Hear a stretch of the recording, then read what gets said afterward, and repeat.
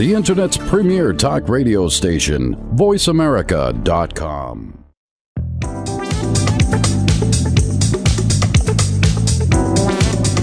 Hi, this is Holly Shaw. I'm here at Digital Hollywood, and I just want to take a moment to say thank you, Digital Hollywood, for having us here. It's just been a real pleasure. And I'm sitting here with Cynthia Lieberman. Cynthia is a marketing media strategist, one of the moderators of a panel tomorrow.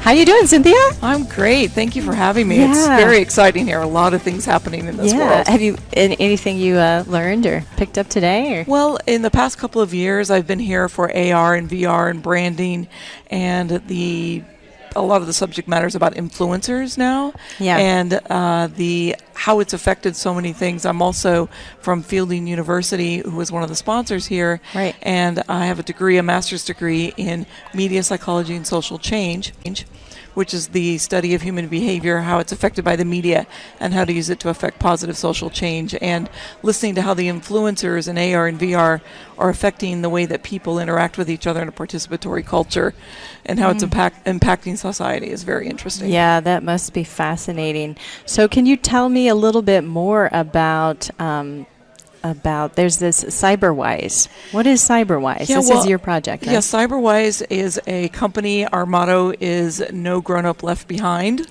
Okay. And it really was spawned out of the media psychology program from Fielding Media Psychology graduate program with my partner, Diana Graber.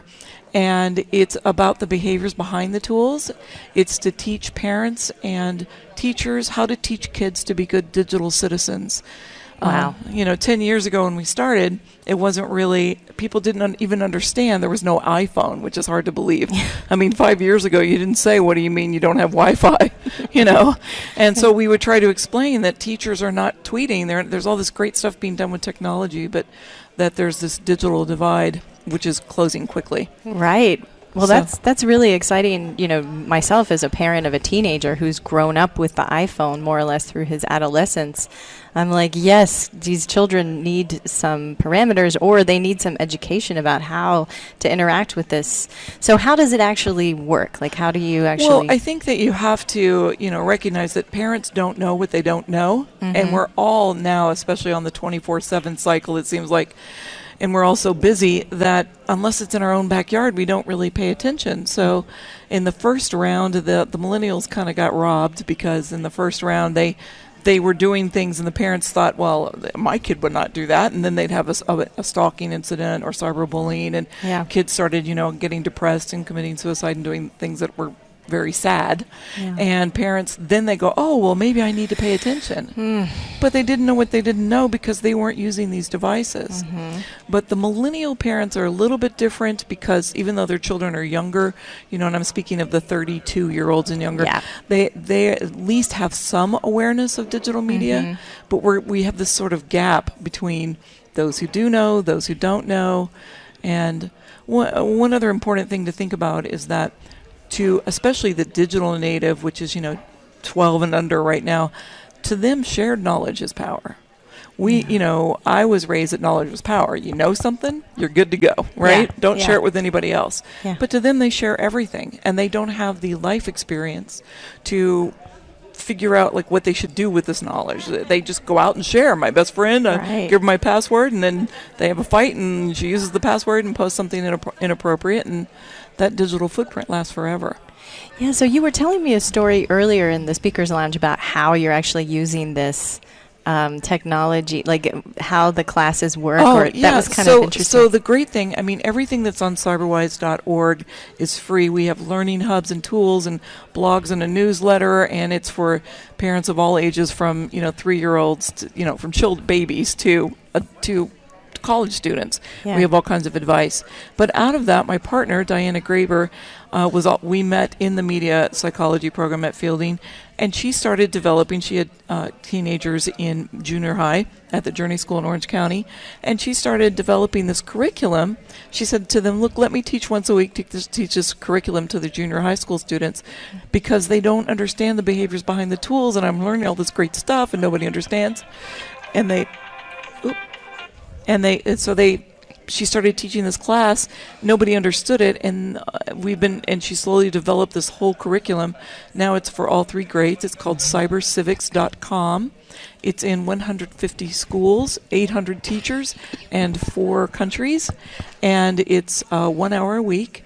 And there are lessons every week, and it goes everything from it's to teach kids to be good digital citizens.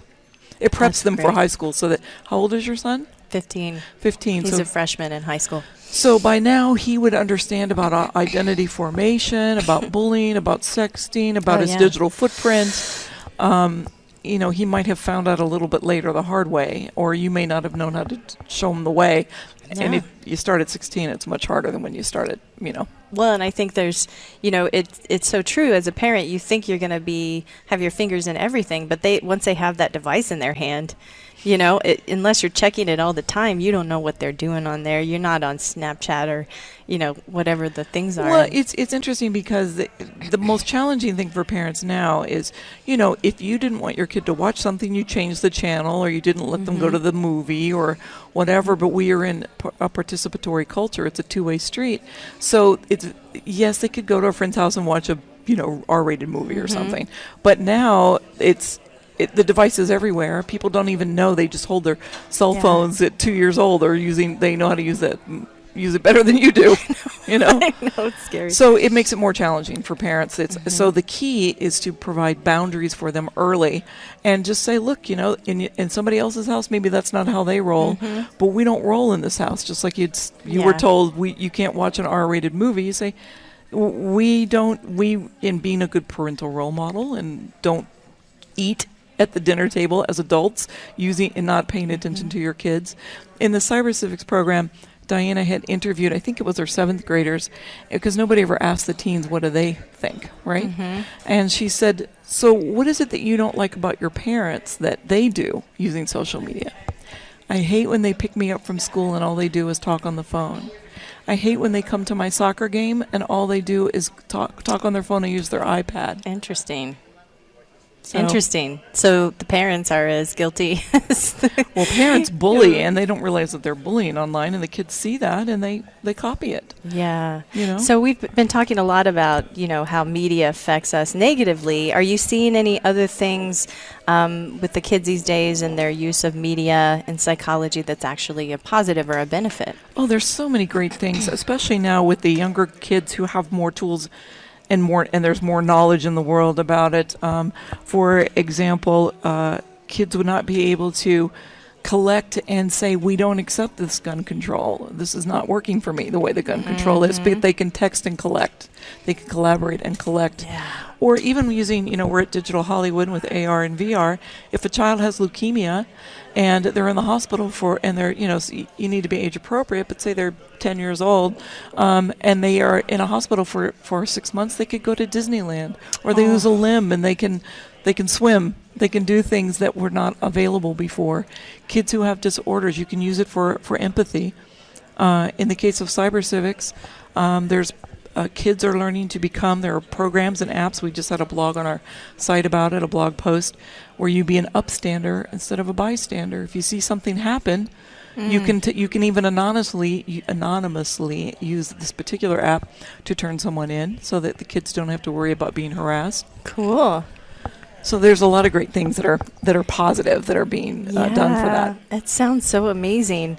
And so what's next for Cyberwise? What do you guys... Well, Cyber Civics continues to grow. I wanted to comment that there was a great influencer, Rebecca Zamola, that was talking about kids struggling with, they think that if they like her, then everybody will like them, and she really wants them to like themselves.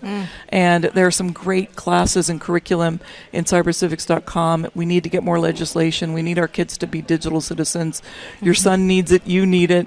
And I just hope to see that continue to grow. To use cyberwise.org for resources. It's really exciting. Well, thank you so much, Cynthia Lieberman, for being a guest and thank you. Talking about this important thing. You can find us on Twitter at bcyberwise and at cyberwise.org or cybercivics.com. And thank you very much. Perfect. Thank you.